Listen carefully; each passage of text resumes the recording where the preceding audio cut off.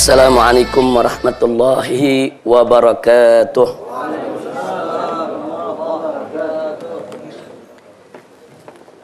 Bismillah walhamdulillah wala hawla wala quwwata illa billah. Ashhadu an la ilaha illallah wahdahu la syarika lah. Wa ashhadu anna sayyidana Muhammadan abduhu wa rasuluh la nabiyya ba'dah.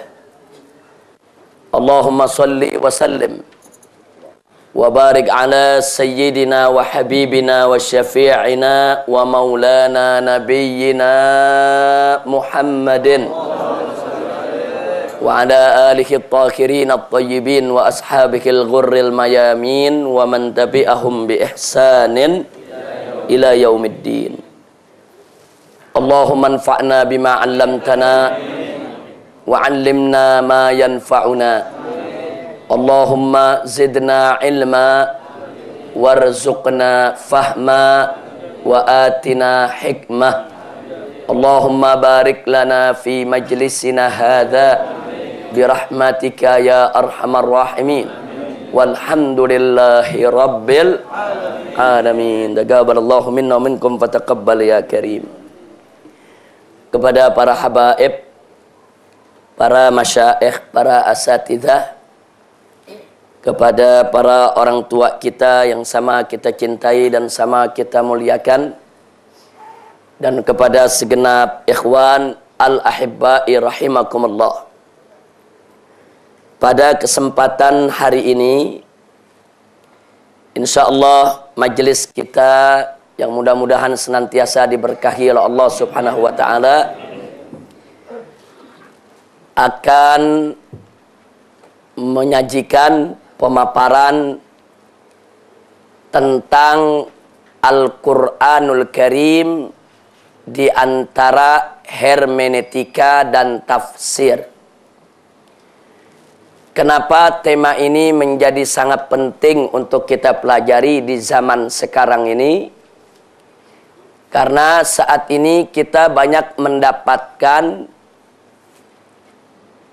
orang-orang tertentu atas nama ilmu pengetahuan dengan dalih ilmiah dan akademis banyak mengungkapkan hal-hal di tengah masyarakat yang kelihatannya ungkapan itu biasa-biasa saja, bahkan kesannya sangat ilmiah dan begitu bagus, padahal isinya banyak racun dan virus.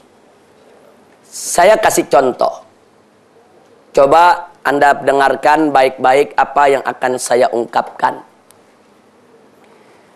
Andai kata ada ungkapan seperti ini. Saudara kaum muslimin, alhamdulillah kita memiliki kitab suci yang begitu mulia, begitu agung, yaitu kitab suci Al-Qur'anul Karim. Al-Qur'an adalah kitab suci yang begitu luhur, yang wajib untuk kita jadikan sebagai pedoman. Al-Qur'an merupakan teks budaya yang luar biasa. Al-Qur'anul Karim merupakan teks bahasa yang sangat indah. Al-Qur'anul Karim merupakan teks historis yang sangat dahsyat, yang karenanya kita patut bersyukur kepada Allah. Kita memiliki Al-Qur'anul Karim yang begitu mulia dan begitu agung. Jujur, saya mau tanya kepada Anda yang hadir, sepintas lalu, kalau Anda dengar ungkapan seperti tadi, ungkapan tersebut bagus tidak? Bagus. Indah tidak? Kesannya memuji Al-Quran tidak? Padahal di dalamnya ada racun dan virus, saudara. Nah, ini yang akan kita bahas pada kesempatan hari ini. Sebab bagaimana bisa kita melindungi diri dari virus kalau kita tidak kenal virusnya? Jadi kita mesti kenali mana virusnya supaya kita nanti bisa mendapatkan yaitu obat mujarab, cara yang manjur untuk bisa membentengi diri kita, memberikan imunisasi yang kuat terhadap virus-virus tadi, insya Allah. Nah, yang akan saya paparkan pada hari ini hanya sebagian kecil dari metodologi yang sering digunakan oleh orang-orang macam tadi di dalam menghancurkan akidah umat Islam. Hanya sebagian kecil. Di sana masih banyak lagi cara-cara lain yang begitu halus, begitu luar biasa yang mereka gunakan, yang kalau umat tidak waspada dan kita tidak membentengi umat, maka bukan tidak mungkin yaitu suatu saat umat Islam ini akan betul-betul tertular dengan virus yang sangat mematikan akidah. Na'udzubillah min dzalik. Nah, kita mulai saja untuk menyingkat waktu. Jadi saya minta semua betul-betul konsentrasi karena pemaparan ini sangat penting. Memang agak sedikit rumit, tapi insya Allah kalau kita dengan konsentrasi yang cukup, nalar kita bisa ikut bekerja. Mudah-mudahan kita bisa memahaminya. Amin ya rabbal alamin. Jadi hari ini kita akan mempelajari metodologi penafsiran Bible. Bible itu kitab yang dianggap suci oleh umat Nasrani.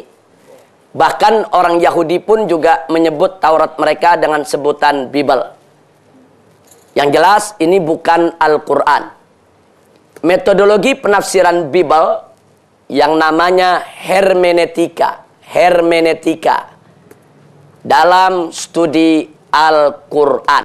Nah, ini yang ingin kita bahas pada kesempatan yaitu hari ini. Sebelum kita mulai, kita perhatikan dulu apa yang Allah firmankan dalam surat An-Najm ayat 3 dan 4. A'udzu billahi minasyaitonir rajim. Bismillahirrahmanirrahim. Wa ma yantiqu 'anil hawa in huwa illa wahyu yuha. Shadaqallahul azim. Jadi Allah menegaskan di dalam Al-Quranul Karim, wa ma yantiqu, yakni tidaklah Rasulullah yaitu Muhammad ibnu Abdullah sallallahu alaihi wasallam yantiq, mengucapkan suatu ucapan anil hawa, bersumber dari hawa nafsunya. Tidak. Jadi Allah yang menyatakan tidak. Muhammad itu tidak mengucapkan kata-kata, menyampaikan kalimat yaitu bersumber dari hawa nafsunya. In huwa illa wahyu yuha. Melainkan apa yang beliau sampaikan adalah wahyu yang diwahyukan oleh Allah kepadanya. Jadi ini jaminan dari Allah bahwa apa yang Nabi sampaikan kepada kita daripada Al-Quranul Karim semuanya adalah wahyu Allah. Bukan buatan manusia, bukan buatan Muhammad. Baik redaksi maupun maknanya, dua-duanya datang dari Allah subhanahu wa ta'ala. Nah, kemudian masih dalam Al-Quran surat Al-Haqqah ayat 44 sampai 46. Allah menyampaikan kepada kita, a'udzu billahi minasyaitonir rajim. Walau taqawwala 'alaina ba'dal aqawil la akhadna minhu bil yamin thumma laqata'na minhul watin. Shadaqallahul azim. Luar biasa ayat ini, saudara. Allah menyatakan walau taqawwala 'alaina, andai kata Muhammad putra Abdullah itu mencoba mengada-ada ucapan-ucapan ba'dal aqawil, kata-kata yang bukan dari kami dinisbahkan kepada kami, la akhadna minhu bil yamin, niscaya akan kami tarik dia dengan tangan kanannya, akan kami hukum dia, thumma laqata'na minhul watin, kemudian akan kami putuskan urat tali jantungnya. Masya Allah. Jadi Allah yang kasih jaminan bahwa Nabi kita nggak dusta. Itu betul-betul wahyu dari Allah. Coba-coba wahyu itu dirobah-robah oleh Rasulullah. Coba-coba wahyu itu tidak disampaikan. Coba-coba wahyu itu ditambah-tambah atau dikurangi. Allah memberikan ancaman kepada nabinya. Jangan coba-coba. Allah akan putuskan urat tali jantungnya. Nah, jadi kita bisa lihat ini jaminan. Allah memberikan jaminan kepada kita bahwa Nabi kita Sayyiduna Muhammad sallallahu alaihi wasallam menyampaikan kepada kita dari ayat-ayat Al-Quran semuanya tanpa dikurangi, tanpa dilebihkan. Semuanya yang Nabi sampaikan betul-betul murni dari Allah dan tidak boleh sedikit pun kita ragukan. Apalagi Allah nyatakan dalam awal surat Al-Baqarah, faqala ta'ala dzalikal kitabu la raiba fihi hudal lil muttaqin. Dzalikal kitab. Yang dimaksud Alkitab di sini adalah Al-Qur'an. Itulah Al-Qur'an yang bagaimana? La raiba fihi, yang tidak ada sedikit pun keraguan di dalamnya. Hudal lil muttaqin, menjadi petunjuk bagi orang-orang yang bertakwa. Nah, mudah-mudahan kita semua senantiasa diberikan oleh Allah Subhanahu wa taala keimanan dan keyakinan tanpa sedikit pun keraguan akan tentang kebenaran Al-Qur'anul Karim. Amin ya rabbal alamin. Nah, jadi dengan dua ayat yang kita sudah sampaikan tadi jelas ada jaminan dari Allah bahwa Al-Quran datang dari Allah, merupakan wahyu Allah, sedikit pun tidak ditambah, tidak dikurang oleh Nabi kita Muhammad sallallahu alaihi wasallam. Dan dalam surat Al-Hijr ayat 9, dengan tegas Allah menyatakan, Allah menjamin, di mana Allah menyatakan faqala ta'ala inna nahnu nazzalna dzikra wa inna lahu lahafizun. Shadaqallahul azim. Kata Allah dalam ayat ini, inna nahnu nazzalna dzikra, sesungguhnya kami yang telah menurunkan az-dzikra, yaitu Al-Quran. Dan Allah berjanji, wa inna lahu lahafizun, dan niscaya kami yang akan menjadi penjaganya. Nah, jadi Allah berikan jaminan ini sejak Al-Quran itu diturunkan sampai masuk dalam proses periwayatan, proses penulisan sampai hari ini, bahkan sampai hari kiamat, Allah tetap akan menjaga Al-Quranul Karim dengan cara-cara yang dikehendakinya. Alhamdulillahi rabbil alamin. Nah, sengaja di pembuka pengajian ini kita bawakan 3 ayat ini dulu. Nah, sebelum kita masuk ke dalam, karena pelajaran ini di dalamnya nanti kita akan dapatkan hal-hal yang betul-betul sangat melecehkan Al-Quran. Dan bagaimana nanti cara kita untuk menjawab itu semua. Nah, karenanya sebelum kita masuk, kita perlu tathbitul fu'ad dulu. Kita perlu memantapkan jiwa dulu. Nah, makanya kita bawakan ayat-ayat ini. Jadi sekali lagi yakinilah Al-Quranul Karim adalah wahyu Allah yang diturunkan kepada Nabi Muhammad SAW. Yang mana wahyu itu penuh dengan mukjizat, wahyu itu disampaikan kepada kita mutawatir dan tidak sedikit pun dikurangi atau ditambahkan oleh Nabi kita Muhammad SAW. Bahkan Allah menjamin Al-Quranul Karim sejak diturunkan sampai hari kiamat akan tetap terjaga dari segala bentuk tahrif, dari segala bentuk pemalsuan, bentuk penyimpangan dan bentuk penyelewengan. Sekali lagi kita bersyukur, alhamdulillahi rabbil alamin. Nah, sekarang mari kita masuk terlebih dahulu kepada pendahuluan. Nah, kita lihat dulu dalam pendahuluan ini, yaitu supaya kita tahu latar belakang dari hermeneutika. Para teolog Protestan menolak klaim otoritas gereja dalam penafsiran kitab suci.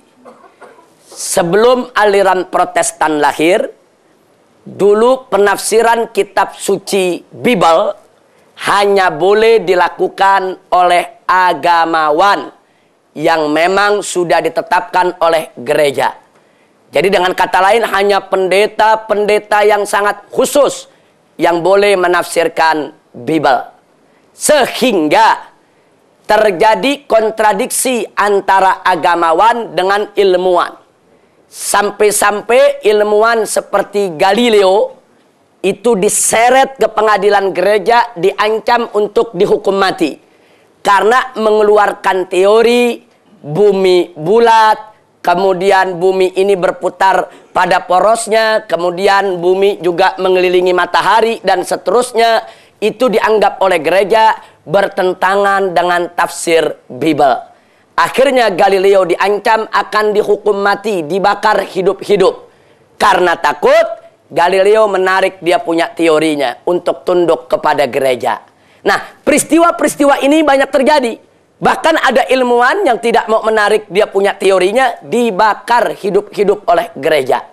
Nah, akhirnya terjadi pemberontakan terhadap kekuasaan gereja yang dilakukan oleh Martin Luther dari Jerman. Nah, dari sini seperti bola salju, gerakan ini disambut di berbagai daerah yang akhirnya lahirlah ajaran Protestan. Nah, kenapa disebut protes? Karena mereka memprotes. Klaim hanya gereja yang boleh menafsirkan kitab suci. Nah, kemudian bagi Protestan, siapapun berhak menafsirkan kitab suci asal tahu bahasa dan konteks sejarahnya. Jadi bagi Protestan, nggak mesti pendeta yang menafsirkan Bible. Siapa saja boleh. Dia tahu bahasa Bible, dia ngerti konteks sejarah, dia bebas untuk menafsirkannya. Nah, dari sini akhirnya lahirlah metodologi hermeneutika sebagai upaya pembebasan tafsir Bible dari dogma. Nah, dogma itu doktrin baku yang datang dari gereja. Ini mereka semuanya ditolak oleh kelompok ini, yang akhirnya mereka menggunakan metodologi hermeneutika untuk menafsirkan Bible, yaitu sesuai dengan yang mereka harapkan, membebaskan tafsir Bible dari dogma gereja. Ini sebagai latar belakang bagaimana hermeneutika itu lahir. Jadi lahirnya hermeneutika tidak ada sangkut paut dengan Islam. Lahirnya hermeneutika tidak ada sangkut paut dengan Al-Quran. Lalu apa yang mereka lakukan dengan hermeneutika? Injil pun, Bible pun mereka korek-korek. Nah, Bible mereka kritik, mereka protes.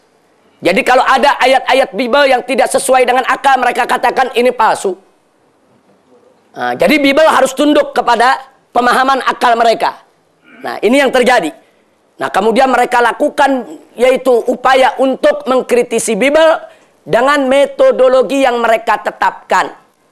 Nah, akhirnya mereka bangga kalau mereka sudah mampu mengkritik kitab suci mereka. Nah, ini mereka ingin mentransfer ke umat Islam. Nah, jadi mereka katakan kepada umat Islam, coba lihat dong kami umat Kristen. Kami tidak pernah takut untuk mengkritik nabi kami sendiri, untuk mengkritik kitab suci kami sendiri. Kenapa kalian umat Islam terlalu terpaku dengan dogma?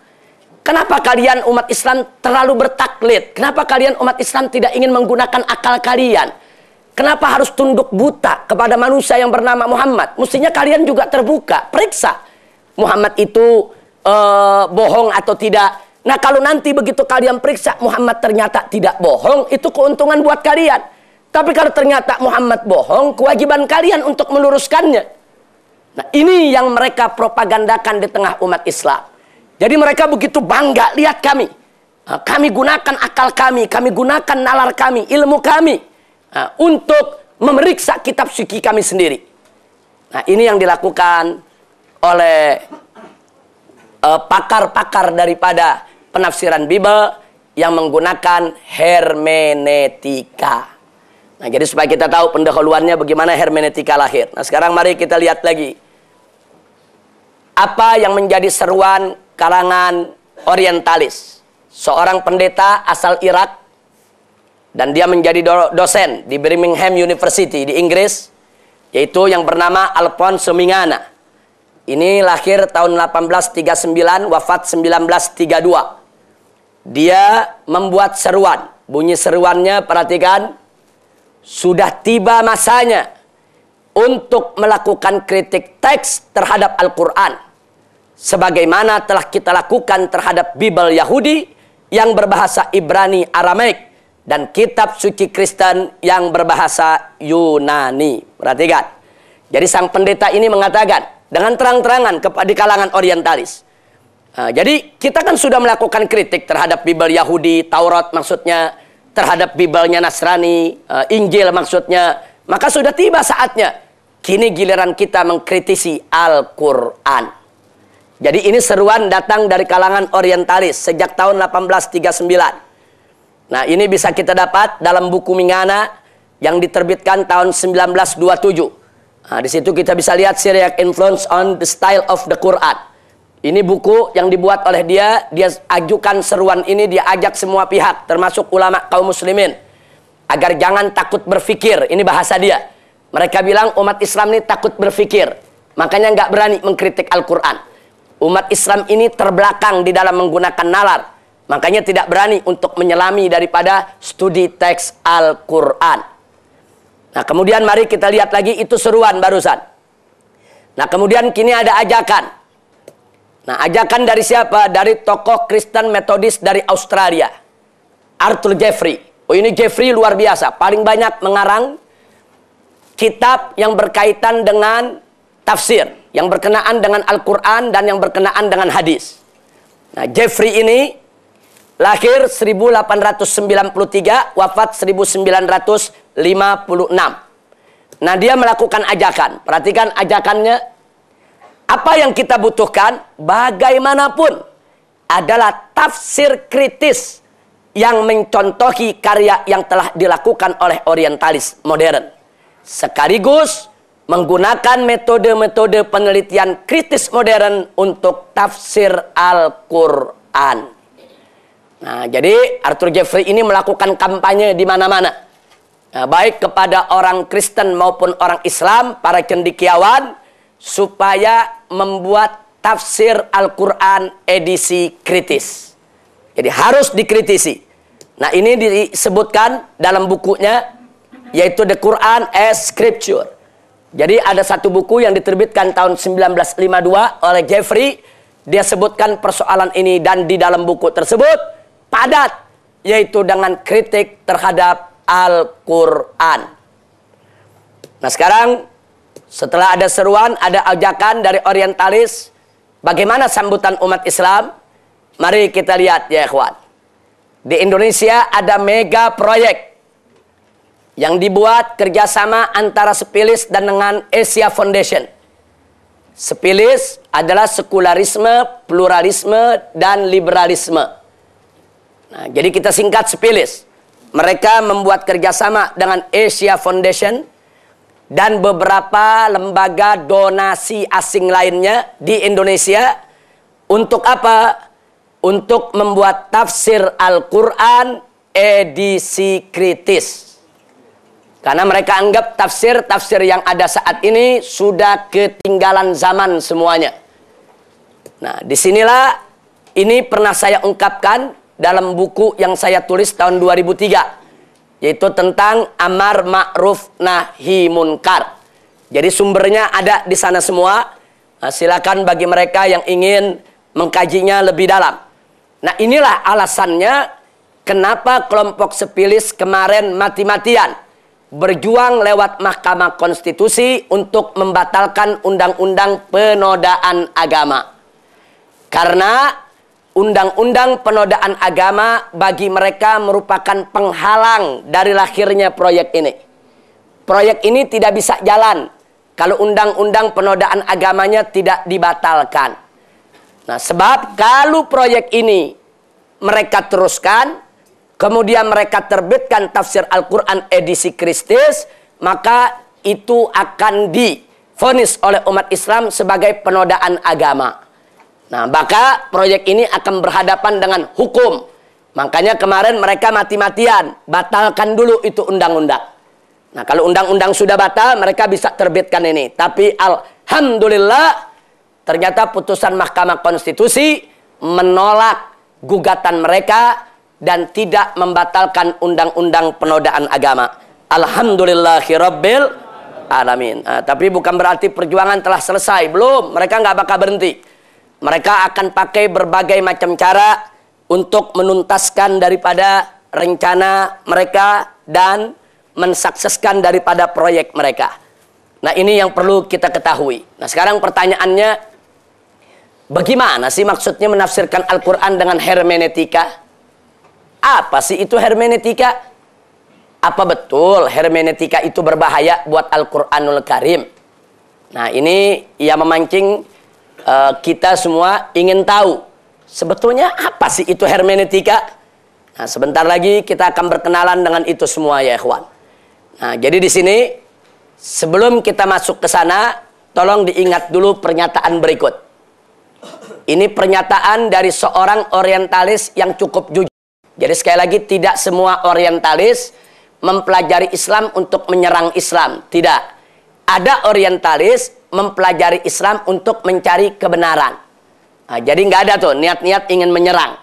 Nah, walaupun prosentasenya tidak banyak, sedikit. Dan kebanyakan orientalis jenis ini masuk Islam. Seperti Profesor Dr. Maurice Bucaille dari Prancis. Nah, dia dulunya orientalis, dia kritik Islam, tapi belakangan dia masuk ke dalam ajaran Islam. Nah, sekarang seorang profesor bidang teolog di salah satu universitas di Jerman, yaitu Joseph van Es. Apa dia katakan tentang hermeneutika? Perhatikan. Beliau mengatakan bahwa hermeneutika yang berasal dari Jerman tidak ditujukan untuk kajian keislaman. Nah, jadi ini pendeta jujur dia bicara, ini bukan untuk studi Islam. Bukan.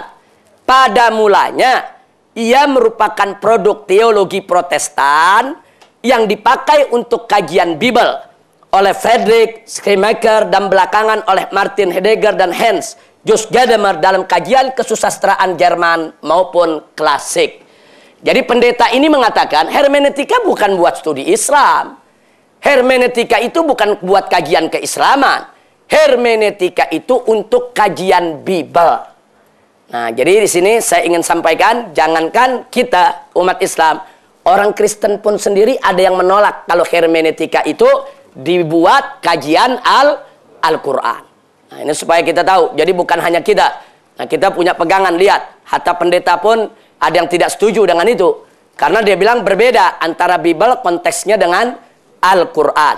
Nanti kita akan lihat bedanya. Nah, ini disebutkan dalam buku Text and Context in Islamic Studies yang diterbitkan tahun 2004. Nah, baiklah. Setelah itu kita masuk ke hermeneutika dalam studi Bible. Sebelum kita masuk hermeneutika dalam studi Quran, kita lihat dulu bagaimana hermeneutika dalam studi Bible. Mari kita lihat dasar-dasar hermeneutika. Hermeneutika itu kalau secara bahasa artinya tafsir, penafsiran, pemahaman. Tapi dia tidak punya arti tafsir sebagaimana tafsirnya umat Islam. Karena metodologinya berbeda. Dasar-dasar hermeneutika yang pertama, mereka menetapkan kitab suci adalah teks. Itu dulu yang mereka tetapkan. Kitab suci adalah teks. Tidak peduli kitab suci agama apapun. Mau Yahudi, mau Nasrani, mau Islam, apa saja. Dasar hermeneutika, siapapun yang ingin menafsirkan Al-Quran atau Bible atau apa saja, dia harus meyakini dulu kitab suci adalah teks. Itu dulu yang dia mesti yakini. Maksudnya kitab suci adalah teks, maksudnya kitab suci itu bersumber dari naskah klasik yang disebut manuskrip. Jadi kitab suci itu mereka bilang apapun agamanya termasuk Bible, itu sumbernya adalah teks. Sumbernya adalah manuskrip yang diwariskan para nabi kepada umatnya. Jadi ada tulisan-tulisan wahyu yang para nabi mewariskan kepada umatnya. Nah, tulisan-tulisan ini disebut manuskrip. Naskah-naskah klasik. Nah, ini dasar hermeneutika. Jadi nggak ada itu hermeneutika mengatakan kitab suci bukan teks. Enggak, mereka harus yakin dulu. Kitab suci adalah teks. Supaya mereka berani untuk menelusuri dari mana teks itu datang. Dan bagaimana teks itu terbentuk. Dan apa yang mempengaruhi teks itu lahir. Nah, kalau mereka tidak punya keyakinan kitab suci adalah teks, mereka nggak bakal berani menelusuri dari mana teks itu datang. Dan bagaimana teks itu terbentuk. Nah, ini dasar hermeneutika. Ini dalam ilmu tafsir tidak ada. Yang kedua, teks kitab suci adalah teks budaya. Jadi Bible mereka bilang, dan seluruh kitab suci di dunia itu adalah teks budaya. Maksud teks budaya, kitab suci itu di dalam pembentukannya terpengaruh dengan budaya yang ada di sekitarnya. Jadi yata'atsaru bil bi'ah. Terpengaruh dengan budaya. Kenapa? Karena tidak ada kitab suci yang bisa melepaskan diri dari kungkungan realitas dan budaya. Realitas maksudnya sikon, situasi dan kondisi yang ada. Kenyataan yang ada saat itu. Bagaimana situasi yang ada, bagaimana budaya yang ada, itulah yang membentuk teks kitab suci. Nah, ini juga merupakan dasar kedua hermeneutika. Jadi dalam ilmu hermeneutika, si cendekiawan harus yakin dulu kitab suci adalah teks budaya. Titik. Nah, sehingga si cendekiawan nanti berani menelusuri budaya apa saja yang mempengaruhi kitab suci. Sehingga si cendekiawan berani mengkritisi Al-Quran. Atau kitab suci yang manapun. Bahwa itu semua adalah produk budaya karena pembentukannya dipengaruhi oleh budaya. Nah, makanya tadi saya katakan, ungkapan yang pertama di pembukaan kita punya pengajian, itu berbahaya. Mereka bilang teks budaya. Hati-hati saudara. Nah, ini teks budaya, ini dasar ilmu hermeneutika. Yang ketiga, siapapun yang ingin menggunakan hermeneutika, mereka punya prinsip pedoman, teks kitab suci adalah teks bahasa. Ini cendekiawan yang ingin pakai hermeneutika mesti yakin dulu itu. Sehingga dia akan berani mengkritik kitab suci kalau bertentangan dengan kaidah bahasa. Jadi bagi mereka, kitab suci harus tunduk kepada teks bahasa. Kalau ada, katakan ayat dalam kitab suci bertentangan dengan kaidah bahasa, maka si cendekiawan boleh tolak, boleh mengatakan ini teks palsu karena tidak sesuai dengan kaidah bahasa. Nah, itu yang dimaksud teks bahasa. Jadi kitab suci harus tunduk kepada teks bahasa. Nah, kenapa harus tunduk kepada teks bahasa? Karena realitas dan budaya tidak terpisah dari bahasa manusia.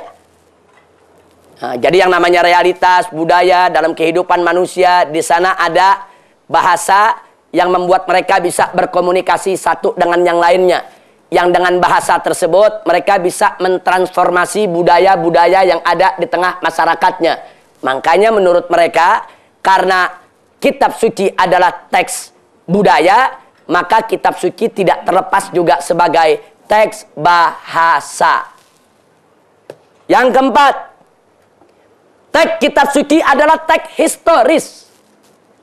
Maksudnya kitab suci itu hanya rekaman sejarah yang dialami oleh seorang nabi saat kitab suci itu diturunkan. Sejarah apa yang terjadi di sekitarnya? Oh, ada kasus pencurian, turunlah ayat pencurian. Oh, ada kasus zina, turunlah ayat yaitu tentang kasus zina. Dia cuma merekam berbagai kejadian yang ada di sekitarnya. Makanya teks kitab suci adalah teks historis. Nah, ini makanya mereka katakan kitab suci itu hanya produk sejarah. Kenapa? Karena yang namanya budaya dan bahasa serta realitas yang terjadi dalam suatu masyarakat saat kitab suci diturunkan itu merupakan fenomena historis, fenomena sejarah. Nah, berarti kitab suci lahir dari sejarah. Nah, ini bagaimana cara mereka mengkritik Bible seperti ini, saudara. Ini hermeneutika dalam studi Bible. Jadi Bible mereka perlakukan begini. Kata mereka Bible itu cuma teks. Bible itu teks budaya. Bible itu teks bahasa. Bible itu teks historis, kata mereka. Kenapa? Karena memang Bible itu hanya sebuah manuskrip yang mana tidak terlepas daripada pengaruh budaya, bahasa, dan sejarah yang membentuknya. Nah, yang terakhir, yang kelima, dasarnya, kalau kitab suci sudah merupakan teks, dia merupakan teks budaya, bahasa, dan historis, maka pasti teks kitab suci adalah teks manusiawi. Maksudnya teks manusiawi, teks yang dibuat oleh manusia. Nah, bukan dibuat oleh Tuhan. Kenapa? Karena dia terpengaruh dengan budaya. Kalau Tuhan tidak terpengaruh dengan budaya. Karena dia terpengaruh dengan bahasa. Kalau Tuhan tidak terpengaruh dengan bahasa. Karena dia terpengaruh dengan sejarah. Kitab suci tidak terpengaruh dengan Tuhan, tidak terpengaruh dengan sejarah. Tidak.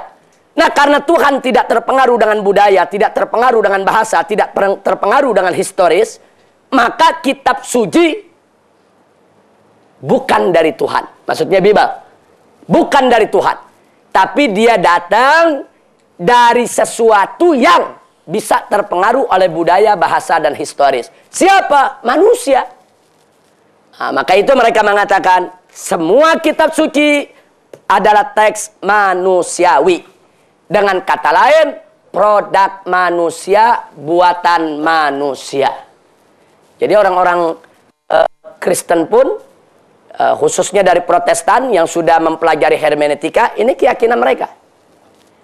Makanya mereka bangga. Mereka bilang, lihat dong kita, kitab suci aja kita kritik. Kok umat Islam gak berani mengkritik kitab sucinya? Nah banyak cendekiawan-cendekiawan kita yang terpengaruh, ditantangin untuk pinter, takut dibilang gak pinter. Nah akhirnya sok pinter ikut mengkritik Al-Quran. Na'udzubillah min dzalik. Nah inilah dasar-dasar hermeneutika. Jadi orang kalau belajar hermeneutika, dia mesti yakin dulu kitab suci adalah teks budaya, bahasa, historis, dan dia tidak lepas dari campur tangan manusia. Titik. Nah, sekarang saya mau tanya yang hadir, ini kalau dibawa ke tafsir Al-Quran bahaya tidak?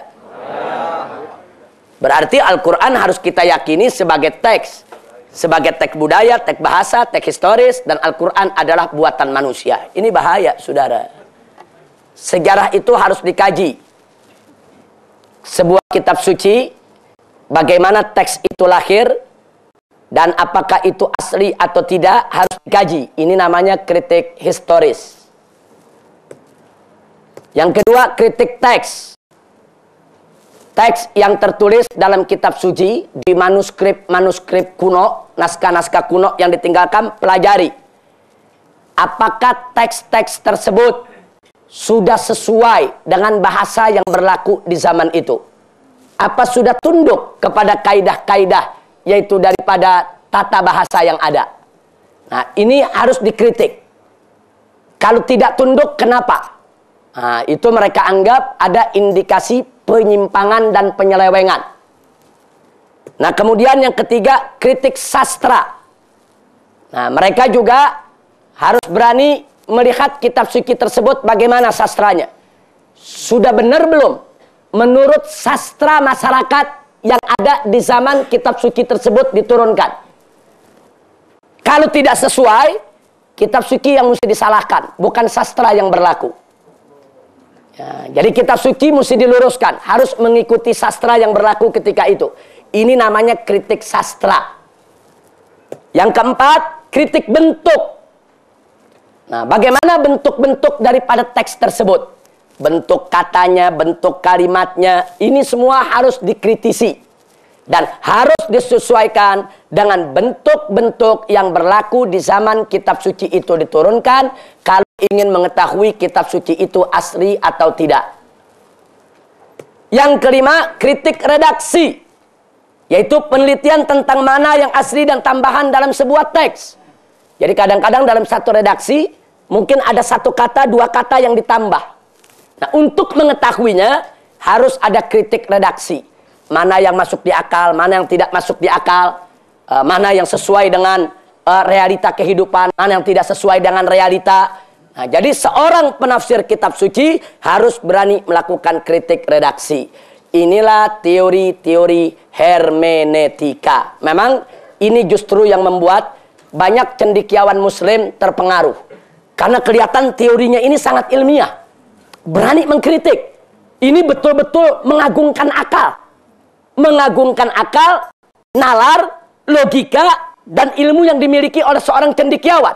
Nah, seorang cendekiawan sangat bangga kalau logika dan akalnya bisa dihargai. Maka itu mereka banyak terpengaruh dengan teori ini.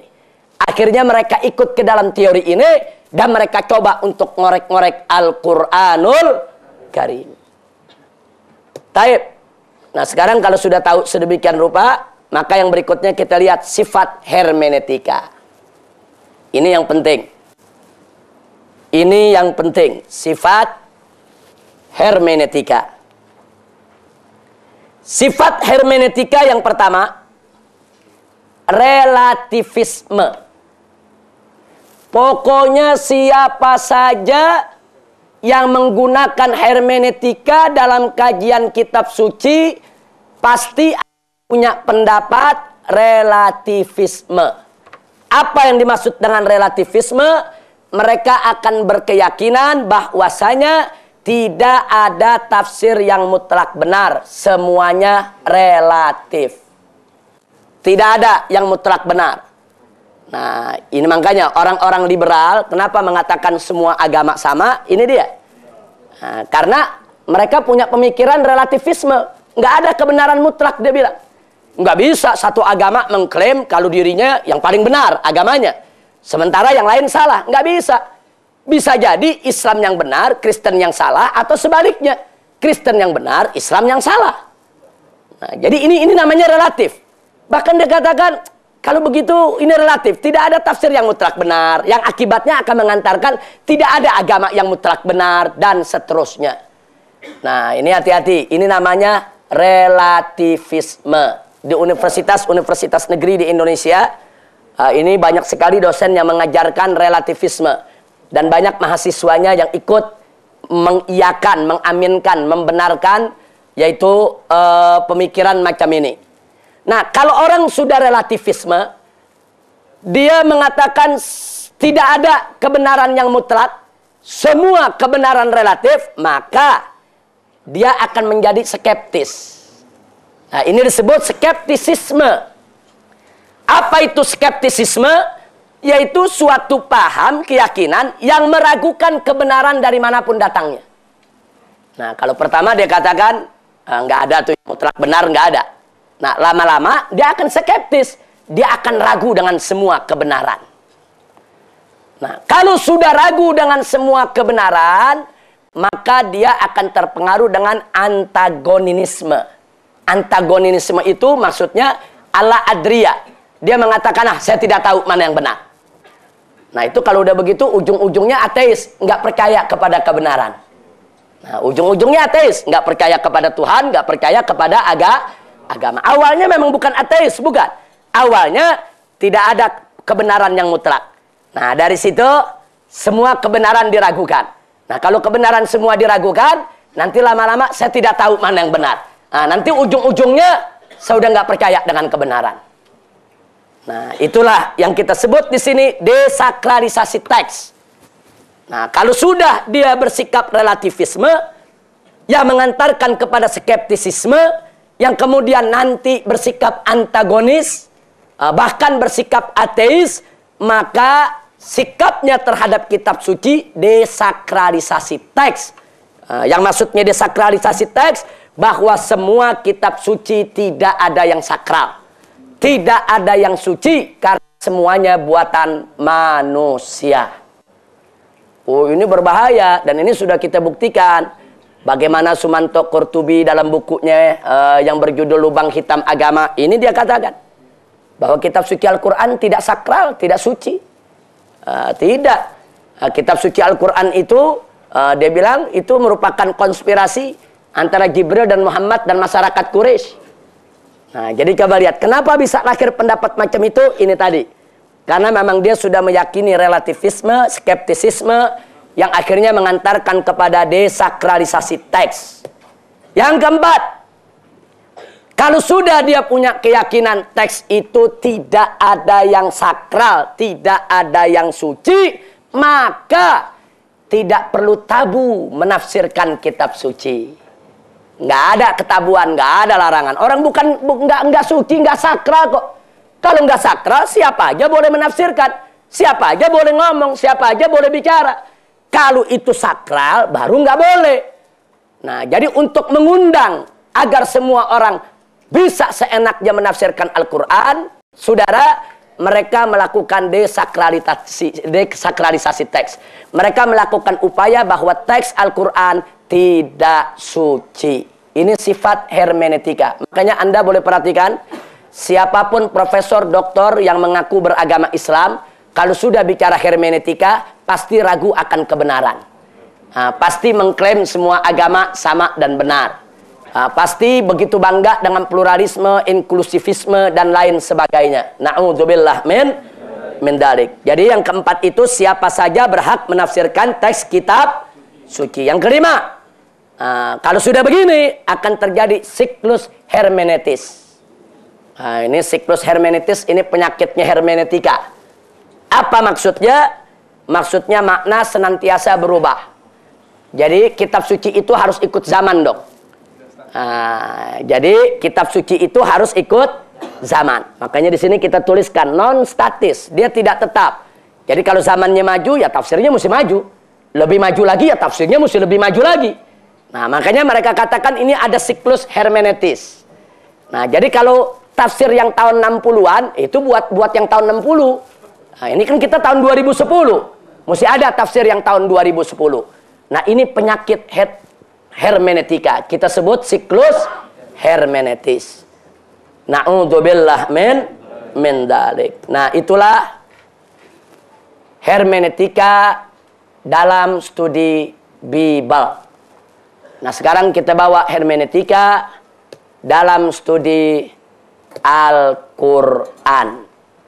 Nah, jadi supaya kita tahu bahayanya di mana. Bagaimana cara kita menjawabnya? Insya Allah.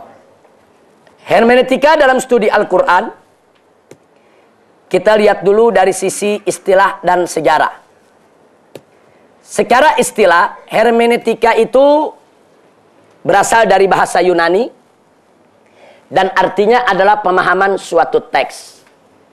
Sedangkan berdasarkan sejarah, pada mulanya untuk studi Bible.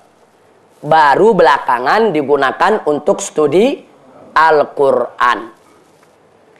Nah, waktu studi Bible itu terjadi pada saat terjadi reformasi gereja. Nah, reformasi gereja. Sedangkan studi Al-Quran dengan hermeneutika itu berkembang awal abad 19. Yaitu tahun 1800-an.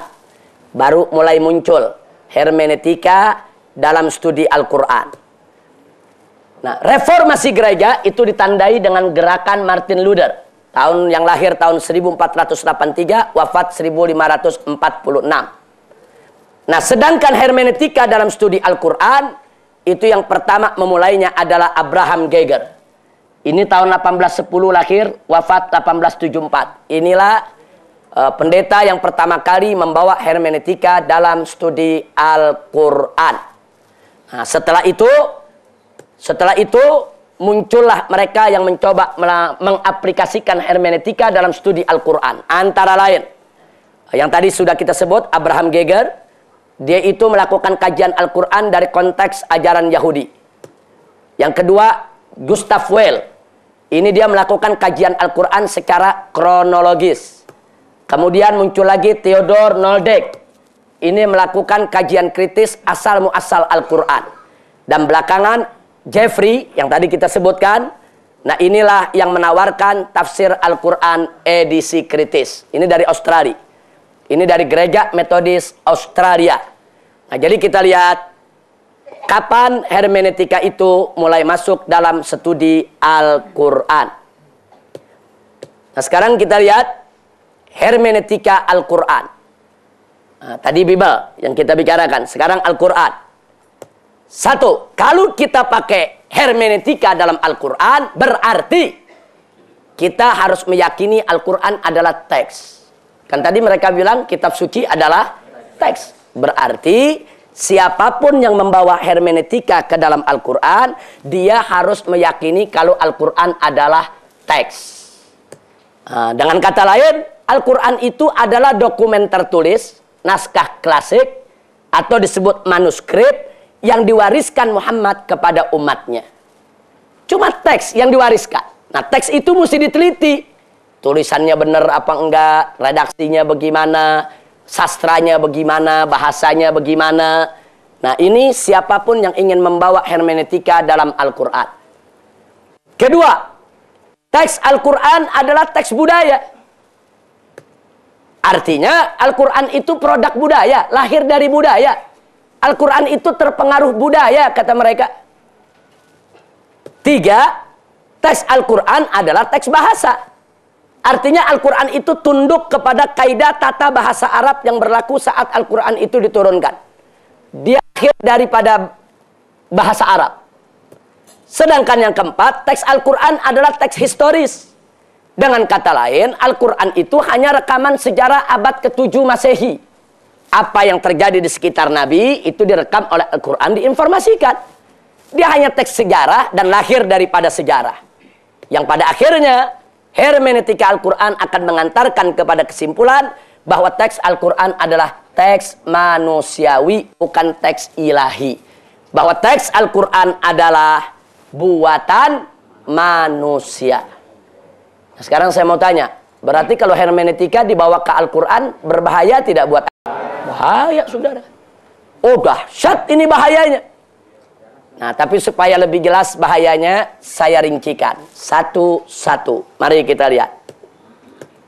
Supaya lebih jelas. Kalau barusan terlalu singkat, hermeneutika Al-Quran. Kita mulai apa kata mereka. Siapa yang saya maksud mereka di sini? Orientalis dan sepilis. Sepilis kan muridnya orientalis. Apa kata mereka tentang hermeneutika Al-Quran? Mari kita lihat. Satu, mereka katakan Al-Quran adalah teks. Maksudnya, dokumen tertulis, manuskrip yang diwariskan Muhammad kepada umatnya. Inilah uraian yang mereka sampaikan. Al-Quran sebagai sebuah teks perlu diteliti otentisitasnya. Otentisitasnya maksudnya keotentikannya, keasliannya, kebenarannya. Dengan penerapan metode-metode filologi. Metode filologi adalah metode untuk menyelidiki keaslian suatu manuskrip, suatu naskah kuno. Jadi kalau ada naskah-naskah kuno, prasasti-prasasti, mau diselidiki dari zaman kerajaan apa, tahun berapa, bagaimana, itu ada metode. Metode itu disebut filologi. Nah, filologi ini yang tadi kita sebut historical criticism, yaitu kritik histori, kritik sejarah. Kemudian textual criticism, ini maksudnya kritik teks. Kemudian literary criticism, ini maksudnya kritik sastra. Form criticism, ini maksudnya kritik bentuk.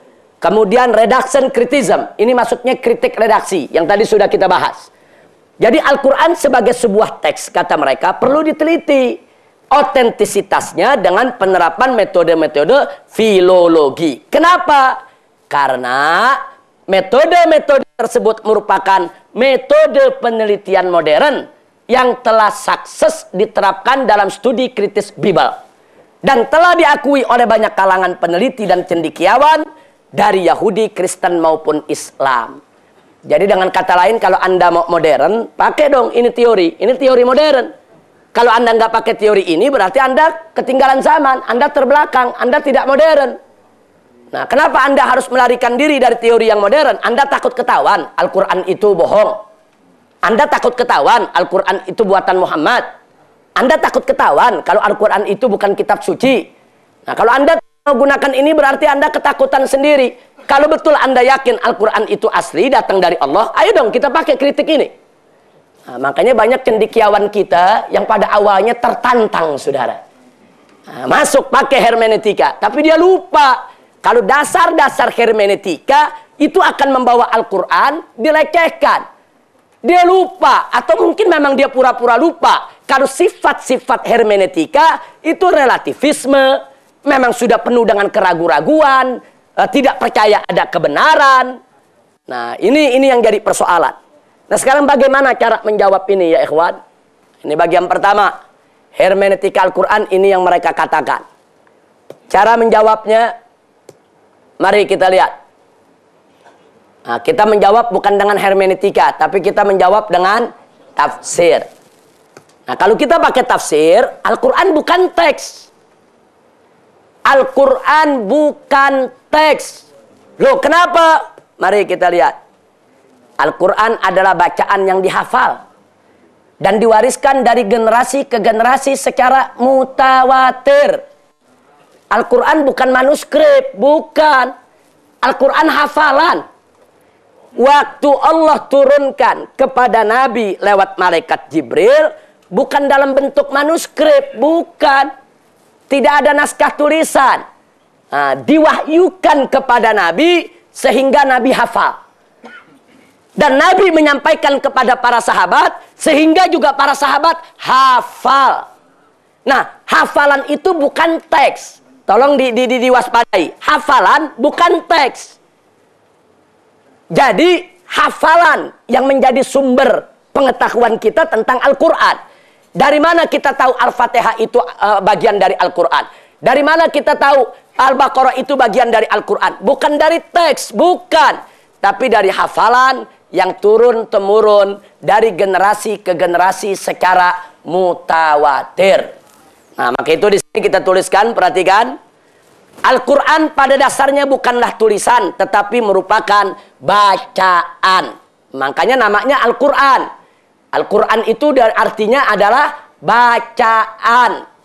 Nah, jadi luar biasa, pantas kitab suci kita Allah kasih nama Al-Quran.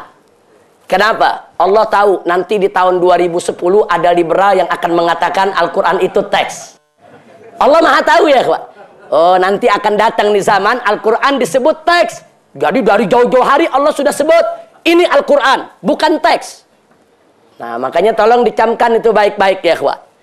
Nah, sekarang mari kita lihat proses pewahyuan. Yaitu dari Allah melalui Jibril kepada Nabi, itu namanya proses pewahyuan. Kemudian penyampaian Nabi kepada para sahabat. Begitu juga pengajaran dan periwayatannya pada mulanya melalui lisan dan hafalan.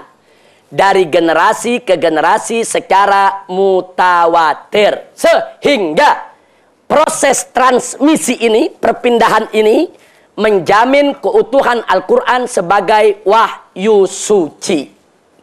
Sedang tulisan hanya sebagai penunjang. Karena penulisan Al-Quran bersandar kepada hafalan. Bukan hafalan bersandar kepada tulisan. Kalau sekarang nih kita ngapalin bersandar kepada tulisan. Kita. Tapi dulu Al-Quran ditulis berdasarkan hafalan. Jangan lupa. Di zaman Sayyidina Abu Bakar Siddiq, zaman para sahabat, Al-Quran itu ditulis berdasarkan hafalan. Bukan berdasarkan manuskrip. Nah, jadi jangan kita bolak-balik. Kalau zaman sekarang betul kita menghafal lewat tulisan, itu betul. Sekarang, tapi pada awal turun terbalik, nulis dari hafalan. Nah, itu berarti teks itu bersumber kepada bacaan, bukan bacaan yang bersumber kepada teks. Sehingga karena Al-Quran tidak bersumber kepada teks, Al-Quran bukan teks. Nah, kira-kira jelas tidak?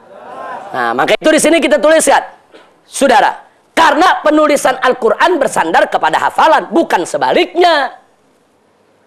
Sehingga tulisan mesti tunduk kepada hafalan, tidak sebaliknya. Berbeda dengan Bible yang bersandar kepada manuskrip yang tertulis dalam bentuk papirus, scroll dan sebagainya. Nah, kalau Bible nggak ada yang hafal. Dari zaman Nabi Isa alaihissalam, nggak ada murid-murid Nabi Isa disuruh ngapalin Bible, ngapalin Injil, nggak ada. Nah, sehingga 300 tahun kemudian, 300 setelah Nabi Isa diangkat oleh Allah, orang-orang Nasrani kebingungan. Injil itu yang mana? Nggak ada yang hafal. Nah, mereka kumpulkan dari manuskrip-manuskrip. Ada yang ditulis di papirus, ada yang di-scroll, itu mereka kumpulkan. Akhirnya lahirlah Injil Matius, Injil Markus, Injil Lukas, Injil Yohanes, Injil Barnabas, dan lain sebagainya. Jadi Bible sumbernya memang manuskrip. Beda dengan Al-Quran. Justru manuskrip itu bersumber dari bacaan. Karena dihafal.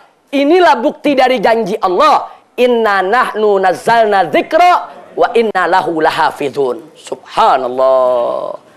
Dan sebagai tambahan, Allah tidak mengatakan ini ana nazzaltu dzikra wa inni lahu lahafiz. Allah tidak katakan begitu. Allah tidak katakan aku yang turunkan Al-Quran dan aku yang akan menjaganya. Tidak. Allah mengatakan inna, kami. Nahnu nazzalna dzikra, yang telah menurunkan Al-Quran. Wa inna lahu lahafidun, dan kami yang akan menjaganya. Saudara, kalau Allah menggunakan kami dalam Al-Quran, itu ada dua hikmah besar, dua rahasia. Pertama, li ta'zimi dzatillah, untuk menunjukkan keagungan Allah, bahwa Allah Maha Besar, sehingga Allah patut dan layak menyebutnya kami. Tapi ada rahasia yang kedua. Kalau Allah menyebut kami, biasanya Allah menyertakan faktor lain untuk ikut menjaga. Contoh, Allah berfirman dalam Al-Quran, wa ma khalaqtul jinna wal insa. Jadi Allah menyatakan aku menciptakan jin dan manusia. Tapi dalam ayat lain Allah mengatakan khalaqnal ins, khalaqnal jin. Yang satu Allah mengatakan khalaqtu, yang ini Allah mengatakan khalaqna. Apa bedanya? Khalaqtu, aku ciptakan jin dan manusia. Nah, ini menyangkut manusia yang Allah ciptakan begitu saja, tanpa ada sabab musabab. Seperti penciptaan Nabi Adam alaihissalam. Nah, kalau penciptaan Nabi Adam, Allah nyatakan khalaqtu Adam. Aku ciptakan Adam. Karena nggak ada ikut campur unsur lain. Tapi kalau menciptakan manusia yang lain, khalaqnal insan.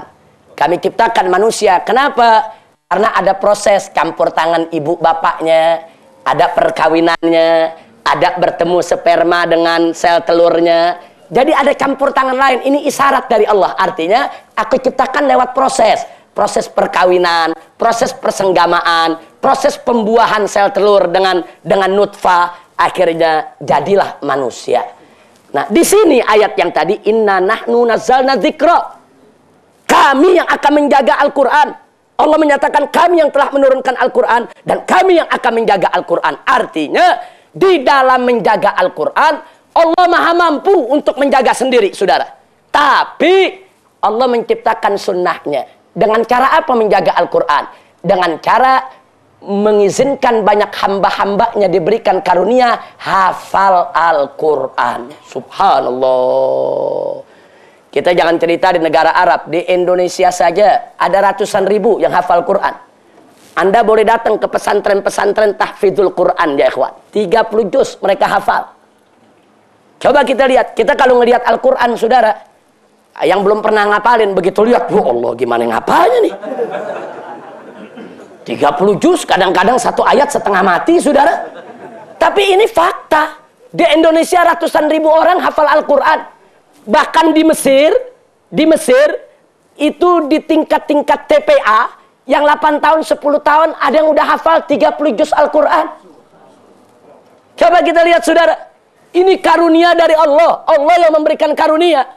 Untuk apa Allah berikan karunia itu? Untuk menjaga kitab sucinya.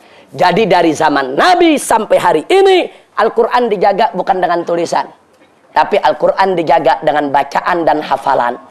Makanya saudara, kalau ada yang nggak sengaja aja cetak Al-Quran salah, ada penerbit nyetak Al-Quran salah, itu biasanya nggak sampai seminggu ketahuan, saudara. Ketahuan begitu ada yang baca, kayaknya bacaannya lain, kayaknya harokatnya beda nih. Kenapa? Karena dia hafal, dia sering baca.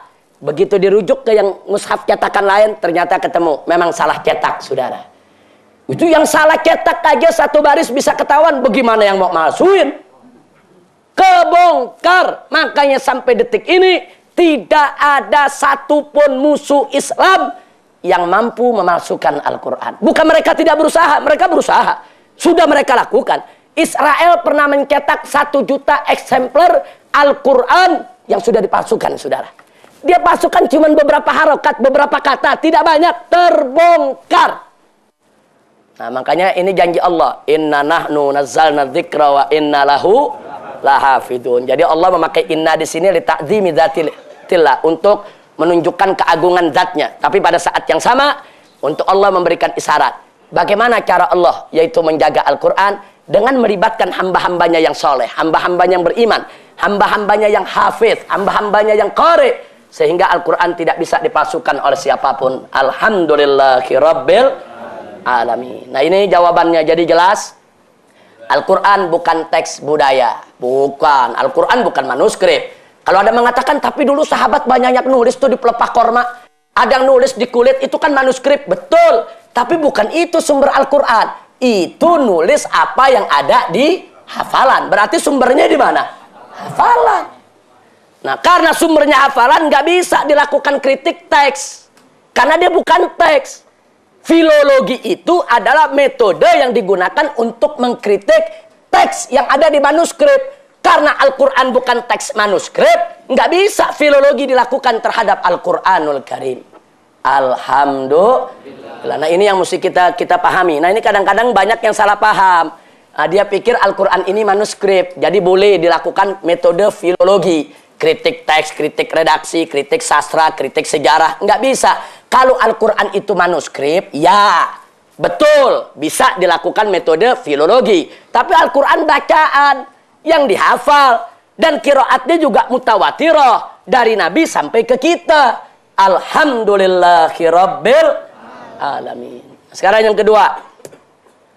Tadi mereka katakan hermeneutika Al-Quran, teks Al-Quran adalah teks budaya. Tadi kan begitu mereka bilang.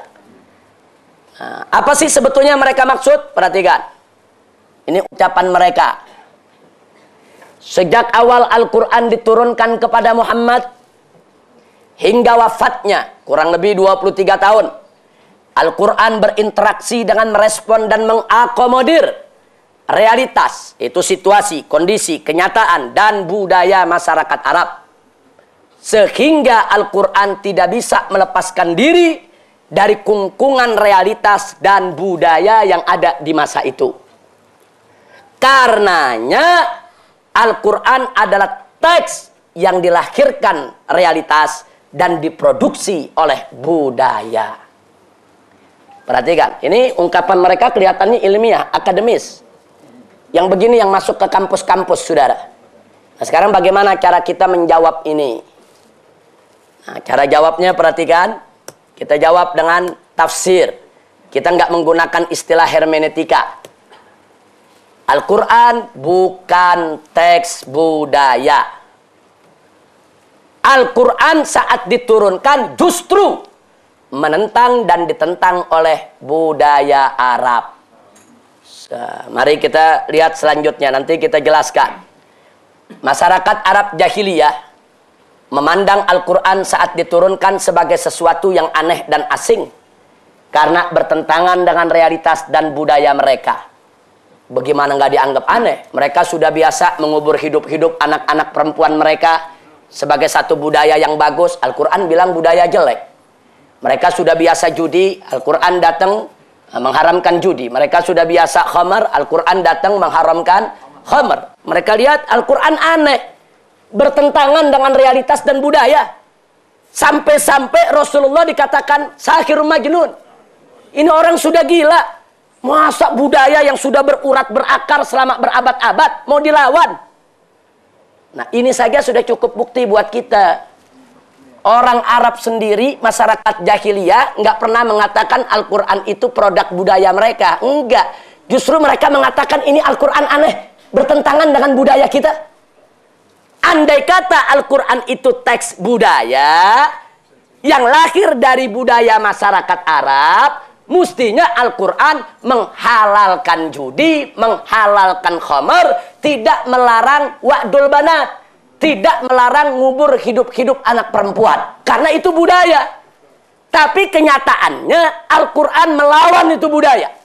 Nah, itu yang nggak boleh kita lupa. Bahkan Al-Quran menawarkan budaya yang baru. Budaya yang penuh dengan akhlak, budaya yang menghargai hak asasi manusia, budaya yang mengangkat harkat martabat manusia. Al-Quran tawarkan budaya baru. Ini yang kita sebut budaya Islam. Akhirnya budaya jahiliyah hilang, lenyap.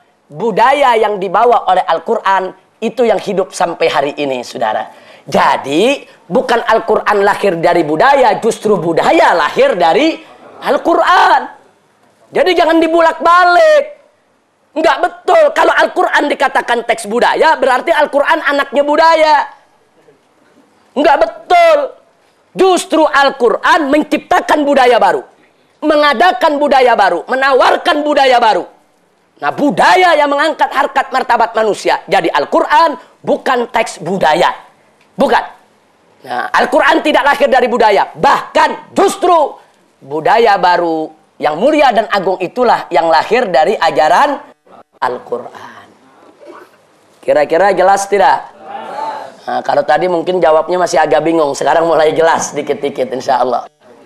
Nah, saudara. Nah, sekarang yang ketiga. Mari kita lihat. Tadi mereka bilang dalam hermeneutika Al-Quran, teks Al-Quran adalah teks bahasa atau produk bahasa, lahir dari bahasa. Nah, ini yang mereka ucapkan. Perhatikan. Bahasa Arab adalah bahasa manusia, bukan bahasa Tuhan. Tuhan tidak punya bahasa, Tuhan yang menciptakan bahasa, kata dia. Jadi bahasa Arab adalah bahasa manusia, bukan bahasa Tuhan.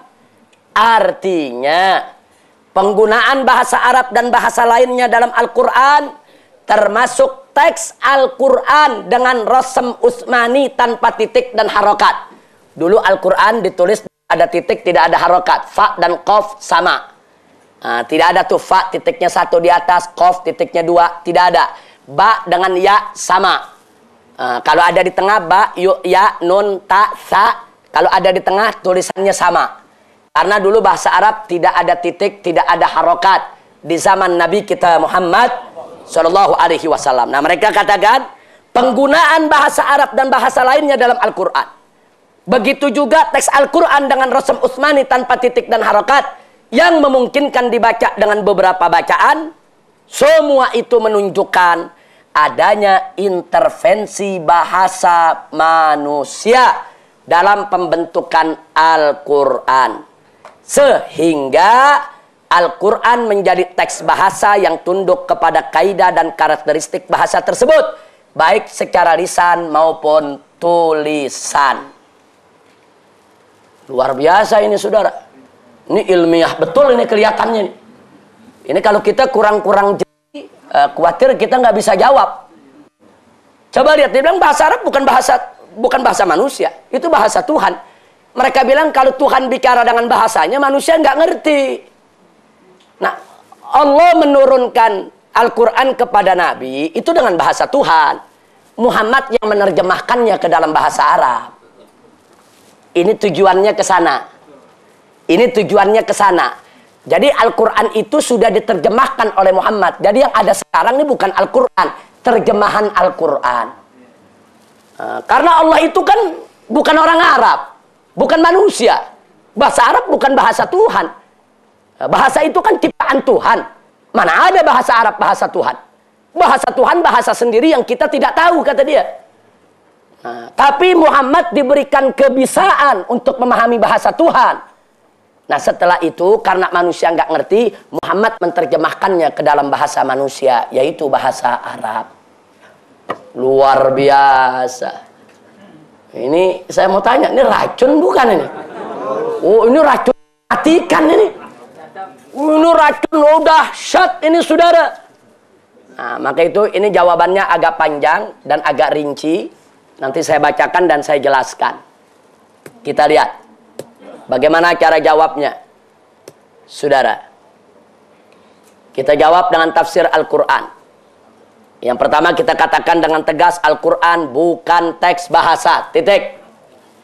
Kenapa? Al-Quran justru menjadi rujukan utama dalam bahasa Arab yang fasih.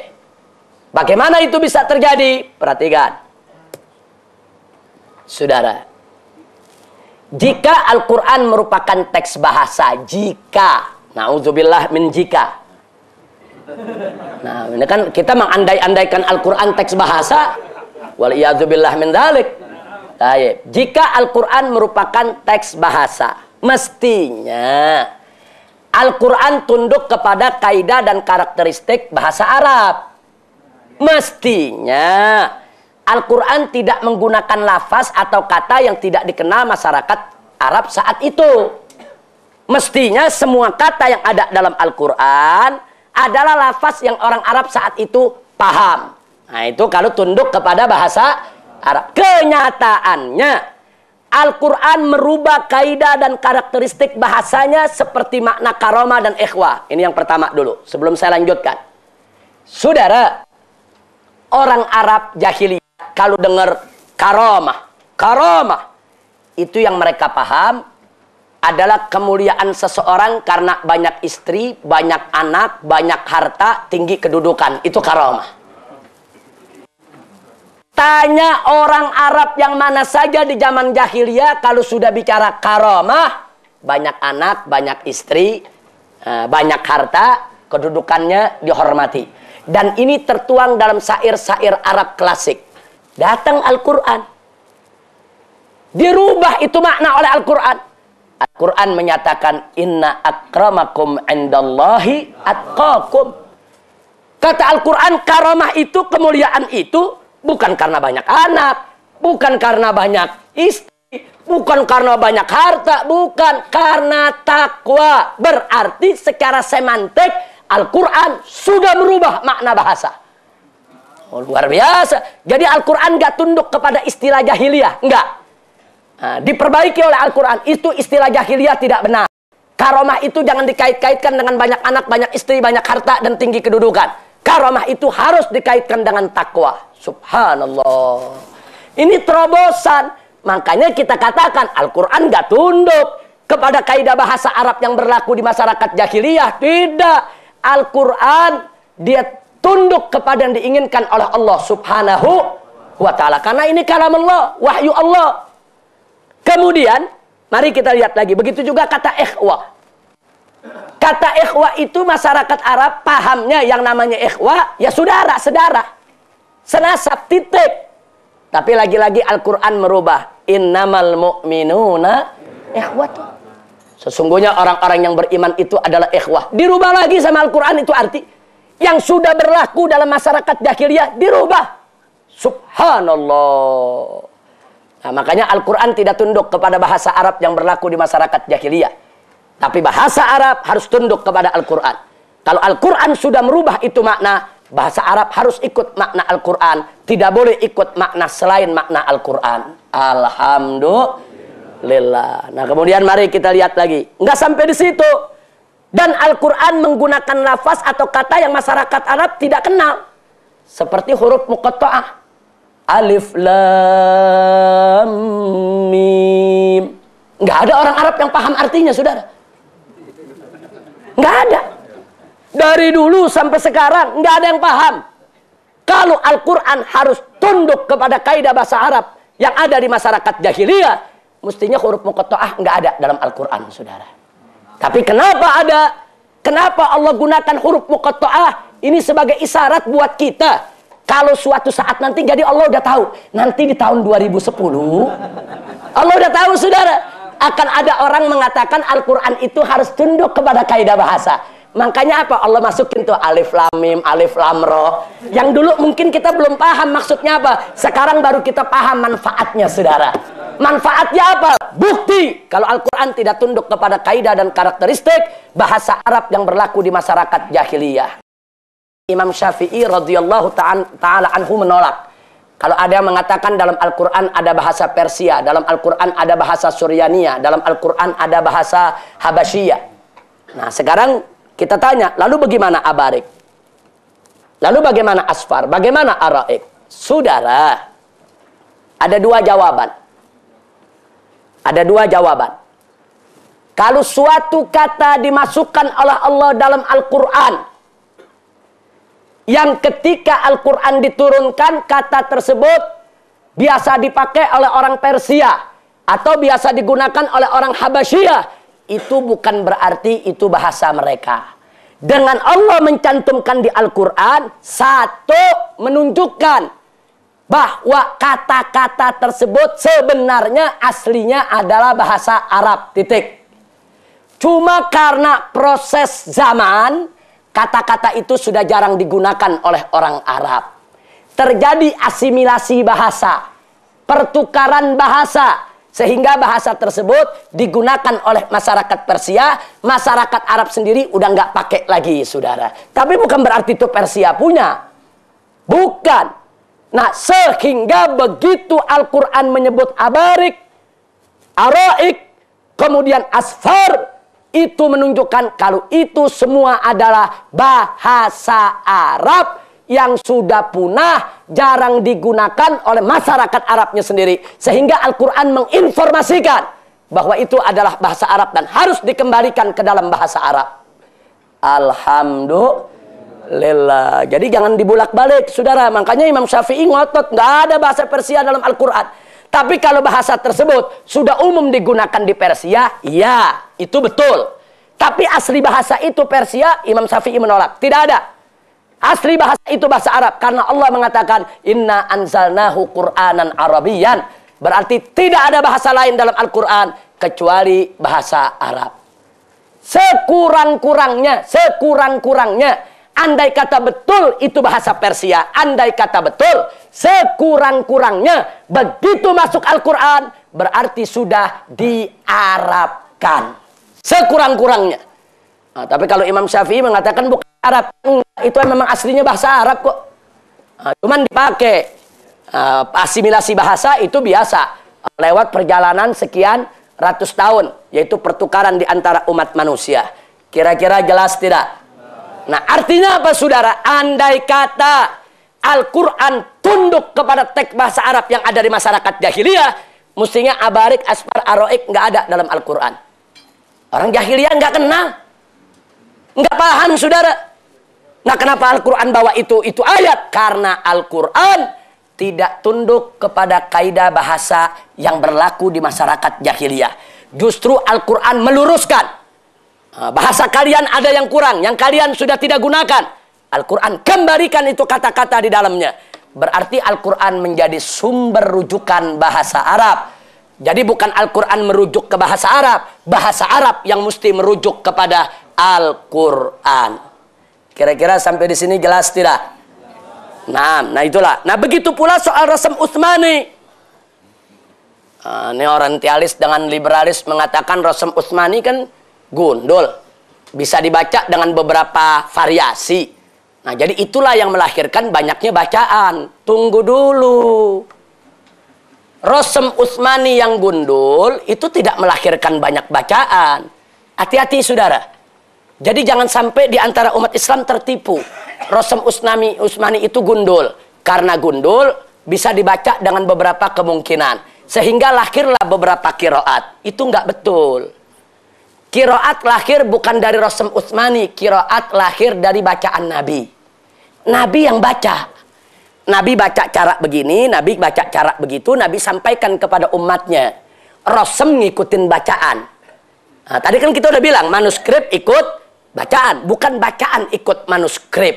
Karena kalau bacaan ikut manuskrip, bahaya. Kita buktikan, saudara. Mari kita lihat.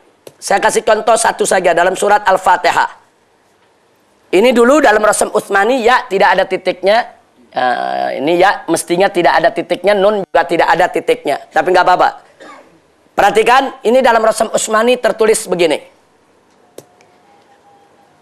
Al-Imam Hafiz dan Imam Al-Kisai membaca dengan memanjangkan mim. Maliki yaumiddin. Maliki yaumiddin. Mimnya panjang. Sementara Imam Warsh dan Qalun memendekkan mim. Maliki yaumiddin. Maliki yaumiddin. Pendek. Malik. Yang satu Malik. Dua-duanya bisa dibaca. Nah, apakah bacaan ini karena tulisannya tidak ada harokat? Bukan. Karena kedua bacaan ini datang dari Nabi. Nabi yang ngajarkan kepada sahabat ini, Nabi ajarkan Maliki. Kepada sahabat yang ini, Nabi ajarkan Maliki. Jadi qiraat itu memang datang dari Allah kepada Nabi. Dengan beberapa qiraat, Nabi ajarkan kepada umatnya. Andai kata bacaan, saudara, harus tunduk kepada tulisan. Kenapa kita tidak baca Malaka Yaumaddin? Bisa Malaka. Nah, itu kan Malaka kan berarti pakai fi'il madhi, pakai past tense. Dia telah memiliki Yaumaddin. Atau dinnya kenapa kita tidak ganti dengan dain? Yaumaddain, hari utama. Nah, kenapa kita tidak baca Yaumaddain? Tidak ada imam yang baca Yaumaddain. Tidak ada imam yang baca Malaka Yaumaddin. Tidak ada. Kenapa? Karena bacaan bukan tunduk kepada tulisan. Tulisan ini bersumber dari bacaan Nabi. Karena Nabi cuma baca dua tadi, Maliki dan Maliki, nggak boleh kita rubah atau menambah dengan bacaan yang lain. Kira-kira jelas tidak?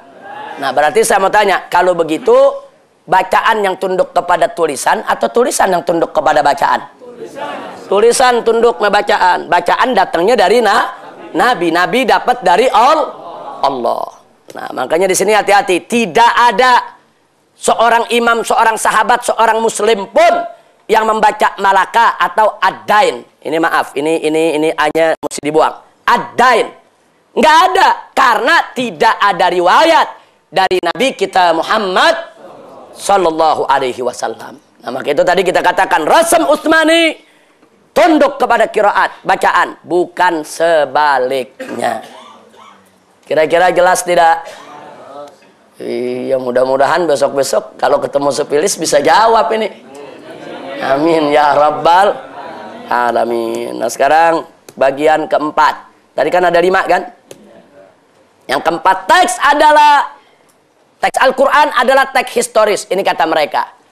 Artinya mereka katakan Al-Quran yang diturunkan pada abad ke-7 Masehi terikat kuat dengan realitas dan budaya masa itu, sekaligus sangat dipengaruhi oleh bahasa yang ada, sehingga Al-Quran tidak bisa melepaskan diri dari fenomena historis ketika ia diturunkan.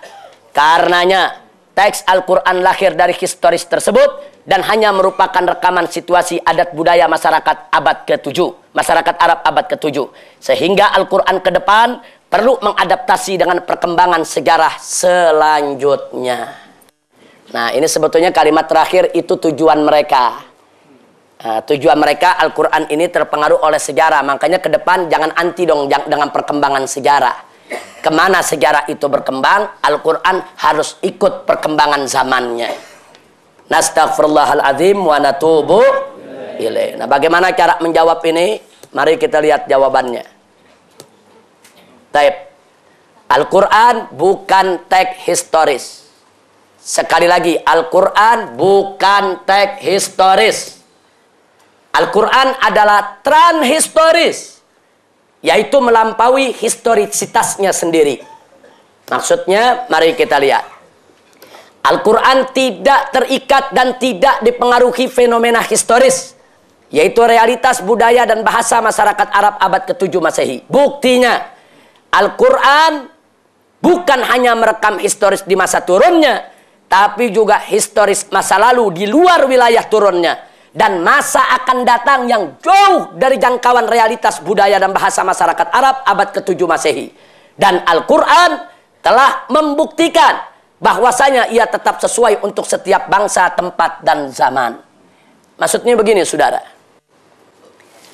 Kalau Al-Quran dikatakan teks historis, Al-Quran lahir dari sejarah yang ada. Berarti ruang lingkup bahasan Al-Quran itu hanya bisa bicara sejarah masa lalu dengan yang sedang terjadi. Al-Quran tidak akan mampu bicara yang akan datang, karena dia terikat dengan sejarah saat itu. Kalau itu buatan manusia, kalau itu yang karang manusia, karena manusia nggak tahu apa yang akan terjadi nanti. Tapi karena Al-Quran diturunkan oleh Allah, Al-Quran mampu menceritakan apa yang akan terjadi di masa yang akan datang. Salah satu contoh, Allah berfirman dalam Al-Quran tentang bulan, wal qamari idza tasab, tentang bulan. Nah, yang menarik Allah nyatakan dalam ayat-ayat selanjutnya, latarkabunna tabaqan an tabaq. Allah kasih tahu, engkau hei manusia akan naik ke angkasa setingkat demi setingkat. Latarkabunna tabaqan an tabaq, kau akan naik ke angkasa, kau akan sampai ke bulan. Tapi tabaqan an tabaq, setingkat demi setingkat. Baru tahun 1967 manusia bisa ke bulan. Beritanya sudah ada 14 abad yang lalu, saudara. Artinya Al-Quran transhistoris, melampaui historisitasnya sendiri. Yang belum terjadi di zamannya, nggak masuk di akal manusia. Al-Quran sudah sebutkan, kau nanti bakal ke bulan, kau akan naik ke angkasa. Subhanallah. Jadi bagaimana mungkin Al-Quran lahir dari sejarah? Kalau Al-Quran lahir dari sejarah, Al-Quran cuma cerita sejarah masa itu saja, saudara. Nah, tapi ternyata Al-Quran mampu mengungkap hakikat sejarah manusia modern yang akan terungkap 14 abad kemudian. Alhamdulillahirabbil alamin. Makanya Al-Quran tetap cocok, munasib untuk setiap bangsa, tempat, dan zaman. Sekali lagi, alhamdulillah. Kira-kira jelas tidak sampai di sini? Kepala mulai anget dikit ya. Yang terakhir kelima. Nah, baik, nggak apa-apa. Ini perlu. Anak muda khususnya, makanya bagus. Kalau ada yang nyatet, ada yang merekam, ini bagus. Biar Anda bisa ulangi lagi, bisa dengar lagi. Yang kelima, hermeneutika Al-Quran. Teks Al-Quran adalah teks manusiawi. Nah, sebetulnya tujuannya kemari itu teori-teori yang tadi tuh sebenarnya kamuflase aja. Panjang lebar ngomong, ujung-ujungnya Al-Quran buatan Muhammad. Udah gitu aja maunya mereka. Nah, cuman muter-muter pakai teori. Wah, istilahnya yang serem-serem, relativisme, skeptisisme. Wah, luar biasa itu istilah. Tapi ujung-ujungnya apa? Al-Quran buatan Muhammad. Itu aja ujungnya, saudara. Nah, sekarang mari kita lihat apa yang mereka katakan. Al-Quran sebagai kalam ilahi. Nah, ini hati-hati nih, bahasanya luar biasa di sini. Al-Quran sebagai kalam ilahi mesti mengadaptasi diri dan menjadi kalam manusiawi agar dimengerti manusia. Karena jika Allah bicara dengan bahasa Tuhan, maka manusia sama sekali tidak akan mengerti. Sebab itu saat Al-Quran diturunkan, proses tanzil namanya, itu masih merupakan kalam ilahi dengan bahasa Tuhan. Namun ketika Muhammad menyampaikannya kepada masyarakat Arab dengan pemahamannya terhadap teks, ini disebut proses takwil, proses menerjemahkan, maka Al-Quran sudah berubah menjadi kalam manusiawi dengan bahasa Arab, sehingga Al-Quran menjadi teks manusiawi. Luar biasa. Coba lihat, saudara. Makanya saya nulis begini banyak-banyak istighfar ini. Astagfirullah tiap ngetik, astagfirullah tiap ngetik, astagfirullah. Ya bukan, ini kalian kan menghina Al-Quran, menghina Allah dan Rasulnya. Nah, tapi kalau kita lihat bahasanya akademis, ilmiah, rapi, oh luar biasa. Makanya banyak yang terkecoh. Nah, sekarang kita lihat jawabannya, saudara. Mari kita lihat tafsir Al-Quran. Al-Quran bukan teks manusiawi. Titik. Nah, penjelasannya, Al-Quran bukan buatan Muhammad, tapi makna dan redaksinya datang dari Allah. Nah, untuk menjawab yang tadi, mari kita lihat. Allah subhanahu wa ta'ala menjamin dalam Al-Quran bahwa Al-Quran adalah wahyu Allah yang diturunkan kepada Rasulullah Sallallahu Alaihi Wasallam, bukan buatan manusia. Sebagaimana termaktub dalam surat Al-Haqqah ayat 44 dan 46 dan An-Najm ayat 3 dan 4 yang kita baca di awal pengajian tadi. Allah sudah jamin bahwa ini datang dari Allah, bukan dari Muhammad. Bahkan Nabi tidak menambah, tidak mengurangi sedikit pun juga. Bahkan Allah ancam, kalau coba-coba ditambah dan dikurang, Allah putuskan urat, yaitu daripada tali jantungnya. Nah, jadi Allah udah jamin. Ini kita berpegang kepada Al-Quran. Dan Allah subhanahu wa ta'ala yang menurunkan Al-Quran dalam bahasa Arab, bukan Nabi yang menerjemahkannya. Sebagaimana termaktub dalam surat Yusuf, Toha, Az-Zumar, Fusilat, Asy-Syura, Az-Zukhruf, di mana Allah menyatakan, Inna anzalnahu Qur'anan Arabiyyan. Nah, di sini yang perlu kita garis bawahi, semua bahasa adalah ciptaan Allah subhanahu wa ta'ala. Dan dia, Allah subhanahu wa ta'ala, bebas menentukan bahasa mana saja yang dikehendakinya untuk menjadi bahasa pengantar firman-Nya agar dimengerti manusia.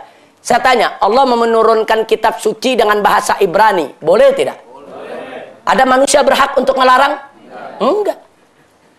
Enggak ada, saudara. Allah menurunkan Injil dalam bahasa Suryani, boleh tidak? Boleh. Itu hak Allah. Nggak bisa kita mendikte Allah.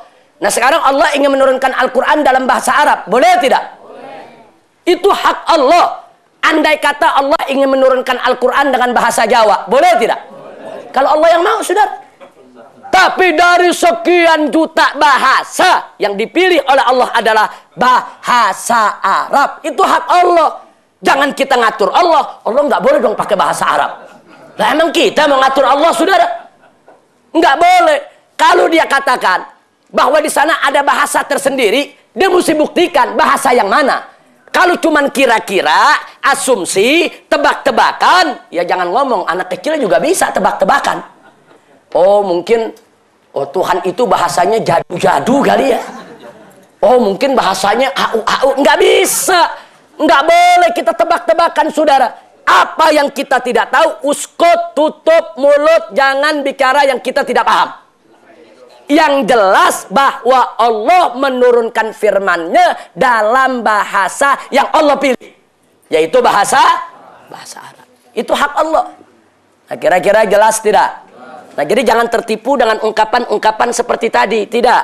Jadi Allah turunkan dari Lauhil Mahfuz ke Baitul Izzah fi sama'id dunya, itu dalam bahasa Arab. Dari Baitul Izzah kepada Nabi dalam bahasa Arab. Nabi menyampaikannya kepada umat manusia juga dalam bahasa Arab. Atas keinginan siapa? Atas keinginan Allah, bukan atas keinginan Nabi. Mana dalilnya? Inna anzalnahu Qur'anan Arabiyan. Kira-kira sampai di sini jelas tidak? Paham semuanya? Jadi kesimpulannya, Al-Quran itu dari manusia atau Allah? Al-Quran itu buatan Muhammad atau wahyu Allah? Wahyu Allah subhanahu wa ta'ala. Nah sekarang kita buat perbandingan-perbandingan. Jadi berdasarkan tafsir Al-Quran, Al-Quran bukan teks. Yang kedua, Al-Quran bukan teks budaya. Al-Quran bukan teks bahasa. Al-Quran bukan teks historis. Al-Quran bukan teks manusiawi. Nah, ini kalau kita bicara dengan tafsir Al-Quran, bukan dengan hermeneutika. Nah sekarang mari kita lihat perbandingan antara hermeneutika dan tafsir. Nah, sepintas selalu saja sudah kita jelaskan semua. Ini hanya sistematikanya saja. Al-Quran antara hermeneutika dan tafsir dalam teks. Kita lihat. Nah, itu yang merah di atas berdasarkan hermeneutika. Yang hijau berdasarkan tafsir. Nah, berdasarkan hermeneutika, Al-Quran adalah teks. Berdasarkan tafsir, Al-Quran bukan teks.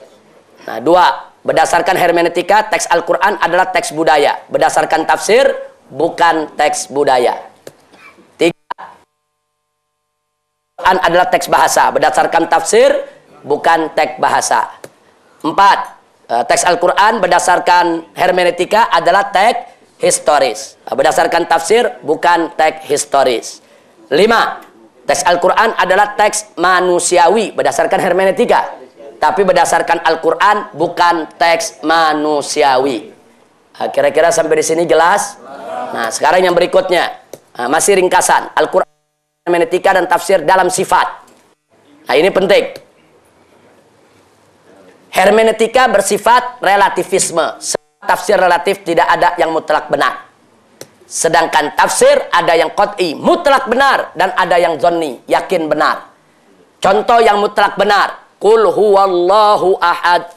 Katakanlah wahai Muhammad, Allah itu ahad, esa, tunggal, satu, tidak berbilang. Saya tanya, itu kira-kira benar atau mungkin benar? Mutlak benar atau mungkin benar? Mutlak benar. Jadi dari mana mereka mengatakan semua tafsir relatif? Kalau semua tafsir relatif, berarti keesaan Allah juga relatif. Tunggalnya Allah juga relatif. Itu bahaya, rusak akidah. Nah, jadi dalam Al-Quran ada yang qat'i, mutlak benar. Ada yang zonni. Ini sudah saya bahas waktu kita belajar usul dan furu. Taib. Nah, ini nomornya salah. Ini mestinya nomor 1, bukan nomor 2. Nah, kita balik itu. Nah, sekarang yang kedua. Skeptisisme. Ini sifat hermeneutika. Selalu ragu dengan kebenaran Al-Quran. Ragu. Nah, tapi kalau tafsir, yakin bahwa Al-Quran adalah wahyu Allah. Nah, lihat bedanya saudara. Yang satu skeptis. Yang satu yakin. Nggak ada itu ragu-ragu saudara. Ketiga.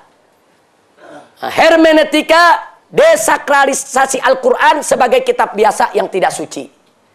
Nah, jadi dia menganggap Al-Quran udah nggak suci, nggak sakral. Nah, tapi kalau berdasarkan tafsir, Al-Quran adalah kitab yang sakral.